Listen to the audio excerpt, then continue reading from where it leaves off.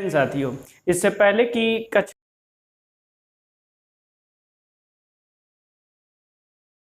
में हम लोगों ने एलसीएम के बारे में देखा था और एलसीएम देखा था कि कैसे निकाला जाता है और दो क्रमागत संख्याओं का एलसीएम उनका गुणनफल और दो अभाज्य संख्याओं का एलसीएम उनका गुणनफल होता है। एलसीएम बड़ी संख्या में छुपा होता है या एलसीएम जो सभी संख्याएं दी गई होती हैं उनसे कटने वाली सबसे छोटी संख्या होता है। आज हम लोग एक टॉपिक एलसीएम से ही रिलेटेड जिसका नाम है एचसीएफ, उसी चैप्टर से पढ़ेंगे एचसीएफ, जिसको पूरा नाम के रूप में आप हाईएस्ट कॉमन फैक्टर के नाम से जानते हैं। इसी को बहुत लोग जीसीडी बोलते हैं, greatest common divisor, greatest common divisor. Highest जानते हैं ईएसटी जिसमें लगता है वो सुपरलेटिव डिग्री होता है। कॉमन आप जानते ही थे कि सम या उभयनिष्ठ बोल सकते हैं। फैक्टर एक नया शब्द आया है जिसको हम बोलते हैं गुणनखंड या एक तरीके से अपवर्तक बोल सकते हैं। गुणनखंड का मतलब गुणा का जो होगा वो खंड होगा। गुणनखंड क्या होता है कि किसी संख्या को काटने वाले जितने भाजक हैं, एक और नाम मिल सकता है आपको भाजक के रूप में। तो किसी संख्या को काटने वाले जो भाजक होते हैं या जो उसके खंड होते हैं वही उसके गुणनखंड कहलाते हैं। उसको हम लोग अपवर्तक के नाम से भी जानते हैं। यदि आप इस पूरी बात को समझ पा रहे हैं तो इसका मतलब क्या होगा कि वह बड़ी से बड़ी, हाईएस्ट का मतलब एक तरीके से या हिंदी में क्या बोल सकते हैं, उच्चतम या महत्तम।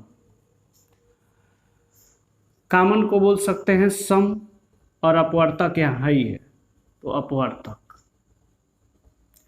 यानी समापवर्तक आप बोलते हैं। इसका अ और इसका अ मिलके आ हो जाएगा, दीर्घ स्वर संधि हो जाता है, आप हिंदी में उसको पढ़ते हैं। एचसीएफ क्या होगा कि वह बड़ी से बड़ी संख्या होगा जो दी गई संख्याएं हैं उनको विभाजित करेगा यानी काटेगा। यानी कि अगर कोई संख्या दिया है 4, 8, 12 तो वह बड़ी से बड़ी संख्या जो इन तीनों को डिवाइड कर दे। तो एलसीएम निकालने के कई तरीके हैं जिसमें से हम एक देख सकते हैं कि भाग विधि से, जो आपको बचपन से पढ़ाया जाता है, लेकिन पेपर में ये सब विधि विधि कुछ इस्तेमाल करने की ज़रूरत नहीं होती है। फिलहाल हम एक बार ये देख लें कि एचसीएफ कैसे निकाला जा सकता है। एचसीएफ का यदि मैं फैक्टर करता हूँ, इसका यदि फैक्टर करूँ 4 का तो 2 गुणे 2 हुआ, 8 का मैं करता हूँ 2 गुणे 2 गुणे 2 हुआ और 12 का करता हूँ 2 गुणे 2 गुणे 3 हुआ। यहाँ एक कॉमन है, जो 2 कॉमन है इसको हमने लिख लिया, फिर यहाँ 2 कॉमन है, फिर यहाँ है 2, इसको लिख लिया, यानी सब में 2 कॉमन है उसको लिख लिया। यहाँ 2 है, यहाँ 3 है। ध्यान देने वाली बात है कि एलसीएम में कॉमन जो होता था उसको भी लिखते थे और जो कॉमन नहीं होता था उसे भी लिखते थे।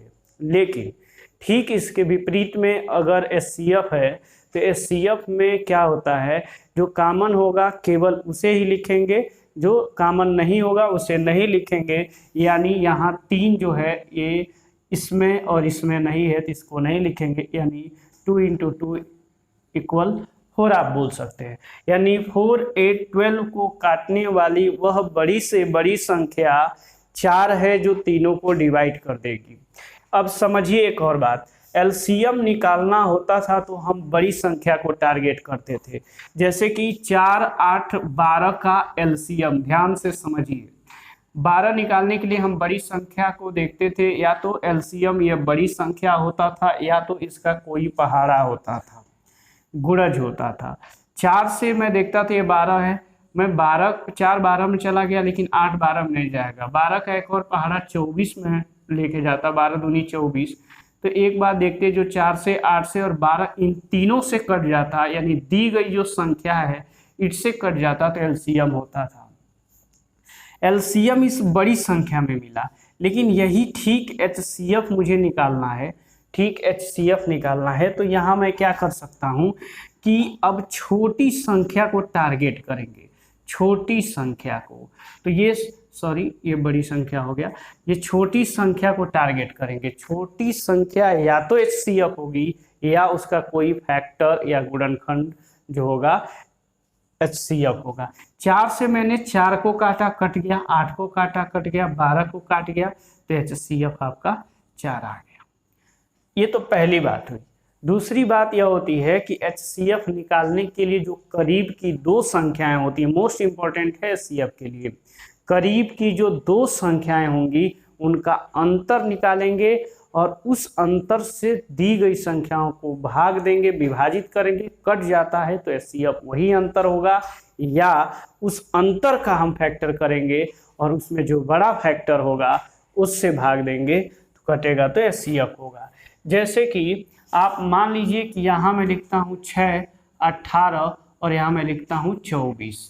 तो मैं देखता हूँ कि 6 18 से ज़्यादा दूर है, लेकिन 18 और 24 में जो है एक तरीके से कम गैप है या सबसे करीब गैप है। इसको लिख लेंगे 18 और 24 का अंतर होता है 6, और 6 से इसको मैंने भाग दिया, ये कट गया, 6 18 कट गया, 6 चौको 24 कट गया।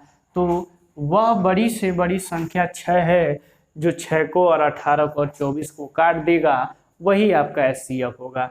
इसके अलावा भी हम और देख सकते हैं, जैसे कि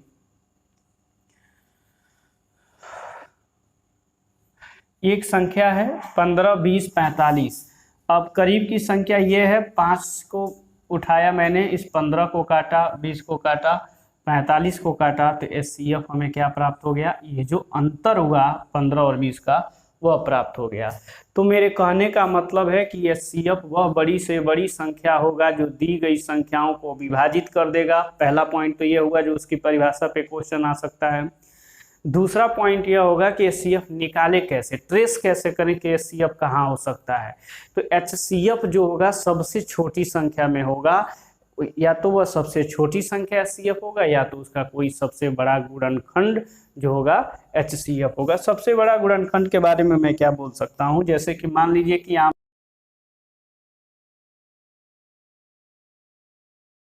देख लीजिए 12 18 और 26 है, इसका HCF निकालना है। तो HCF छोटी संख्या में होगा, फैक्टर करिए, 12 18 को नहीं काट पा रहा है ना 26 को काट रहा है, फिर इसका फैक्टर करिए। अगर मैं फैक्टर देखिए कई तरीके से फैक्टर हो सकता है। एक तो हो सकता है कि 6 गुणे 2 6 दूनी 12, एक हो सकता है 4 गुणे 3, और बस इतना ही। तो एक तरीके से 6 से इसको काटेंगे तो ये कट जाएगा, लेकिन ये नहीं कटेगा। 4 से इसको काटेंगे तो कोई नहीं कटेगा, 3 से काटेंगे तो ये कट जाएगा, ये नहीं कट जाएगा। तो इसका मतलब क्या हुआ कि इस 2 से इसको काटेंगे कट जाएगा, इसको काटेंगे कट जाएगा, इसको काटेंगे कट जाएगा, तो HCF क्या हो जाएगा, 2 हो जाएगा। और बहुत लोग क्या करेंगे, इसको फैक्टर बनाए होंगे कि 12 का फैक्टर 4 गुणे 3, तो 4 से कोई नहीं कटा इसको छोड़ के, तो इसका मतलब 4 का फैक्टर करिए, 2 गुणे 2। अब देखिए बड़ा फैक्टर 2 है, दोनों में के पास 2 ही है, तो ये कट गया, 12 18 और 26 कट गया, तो HCF जो आया आपका वह 2 आ गया।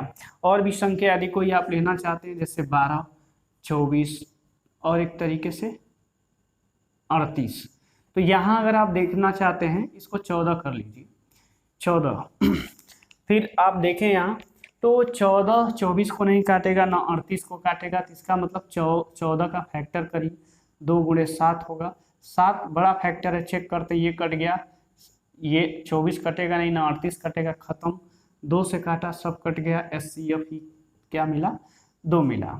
तो HCF का मतलब आप समझ गए कि वो जो HCF होता है वह सबसे छोटी संख्या होता है, या छोटी संख्या का कोई बड़ा फैक्टर होता है, या बड़ा फैक्टर नहीं होता है तो फिर छोटा फैक्टर HCF होता है।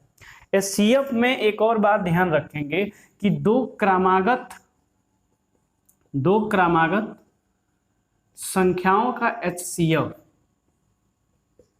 दो क्रमागत संख्याओं का HCF सदैव 1 होता है। इसका मतलब क्या है, जरा ध्यान से देखिए। दो क्रमागत संख्या कोई भी ले लीजिए, जैसे 4 और 5, तो एक बात ध्यान रखिएगा, जब दो क्रमागत केवल और दो क्रमागत संख्याओं के बारे में बात हो रही है, इससे ज़्यादा लेंगे 3 ले लेंगे तो दिक्कत हो जाएगा, तब कहीं आपको कॉमन डिवीजर मिल जाएगा। तो इसका मतलब क्या है कि जब दो क्रमागत संख्याओं को लिया जाएगा तो उन दोनों में एक डिवीजर के अलावा या एक गुणनखंड के अलावा कोई भी गुणनखंड कॉमन नहीं मिलना है। जैसे कि 4 और 5 को मैं लिख पाऊंगा 1 गुणे 2 गुणे 2 और 5 को लिख पाऊंगा 1 गुणे 5। तो इन दोनों में क्या कॉमन मिला, 1 1 मिला, तो एचसीएफ जो हुआ वह 1 प्राप्त हुआ। और आपको अच्छे से पता है कि एलसीएम में जो कॉमन होता है उसको भी लेते हैं, जो कॉमन नहीं होता है उसको भी लिखा जाता है। लेकिन ठीक इसके विपरीत एचसीएफ में जो कॉमन होता है सदैव उसको लिखते हैं। इसलिए बात विस्मरणीय न हो एक तरीके से कि एचसीएफ में क्या लिखा जाएगा और एलसीएम में क्या लिखा जाएगा। एलसीएम कॉमन नॉन कॉमन दोनों को और एचसीएफ केवल कॉमन को। चलिए तो अब आगे मैं देखता हूँ, कोई संख्या और लेके देख लेता हूँ। 6 ले लेता हूँ, 7 ले लेता हूँ। 6 को मैं लिख पाऊंगा 1 गुणे 2 गुणे 3 और 7 को मैं लिख पाऊंगा 1 गुणे 7। केवल और केवल एक कॉमन हुआ, तो केवल और केवल फैक्टर जो होगा वह एक ही कॉमन होगा, इसलिए एचसीएफ 1 होगा। इसके अलावा एक और बात कि 2 या 2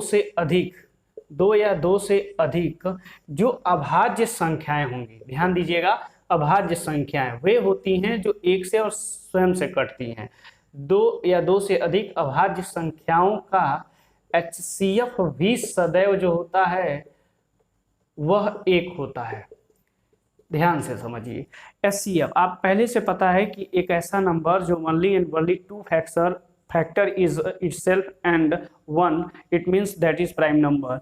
इसका मतलब क्या है कि जो केवल और केवल 2 फैक्टर 1 और स्वयं को रखता हो वही अभाज्य प्राइम नंबर है। तो मैं लिखता हूं जैसे 2 और 3, 2 सबसे छोटी प्राइम नंबर है यानी सबसे छोटी अभाज्य संख्या है और 3 उसके बाद दूसरी क्रमागत संख्या है। एक बात इन दोनों के बारे में ये भी होती है कि केवल और केवल मात्र 2 और 3 ही हैं जो क्रमागत अभाज्य संख्या है। इनके अलावा कोई भी संख्या जो क्रम से है लेकिन अभाज्य नहीं है। बहुत संख्या ऐसी हैं लेकिन एक तरीके से वो अभाज्य नहीं है, क्रमागत अभाज्य नहीं है। तो केवल और केवल 2 ऐसी संख्याएं जो 2 और 3 हैं जो क्रमागत अभाज्य हैं। इनका योगफल कई बार पूछा जा सकता है, इनका गुणनफल भी पूछा जा सकता है, अब अपने हिसाब से ध्यान में रखिएगा। तो 2 और 3 मैंने यहाँ लिख लिया। 2 और 3 को मैं 2 को लिख पा रहा हूँ 1 गुणे 2 और 3 को लिख पा रहा हूँ 1 गुणे 3। कॉमन लिखा, एक एक कॉमन था, इसका मतलब एचसीएफ जो प्राप्त हुआ वो आपको क्या प्राप्त हुआ, 1। मैं 5 और 7 दोनों संख्याएं अभाज्य है, लिखता हूं 5 को मैंने लिखा 1 गुणे 5 और 7 को मैंने लिखा 1 गुणे 7। केवल और केवल एक कॉमन मिला, इसलिए एचसीएफ जो हुआ वह 1 प्राप्त हुआ। एचसीएफ निकालने के कई और तरीके हो सकते हैं जिसमें फैक्टराइजेशन मेथड, भाग विधि से भी एचसीएफ निकाल सकते हैं। जैसे मैं कोई एक ले लेता हूं, आपने यहाँ 12, 18, 26 को लिया तो आप 12 जो सबसे छोटी संख्या है उसमें उसके बाद यानी उससे बड़ी संख्या जो 18 है उसमें डिवाइड करेंगे। तो 12 करने 12, यहाँ रिमाइंडर बचा आपका 6 और ये जो 12 होता है इसको यहाँ बुला लेते हैं, फिर इसमें भाग देते हैं 6 दूनी 12, ये कट के 0 0 आ गया।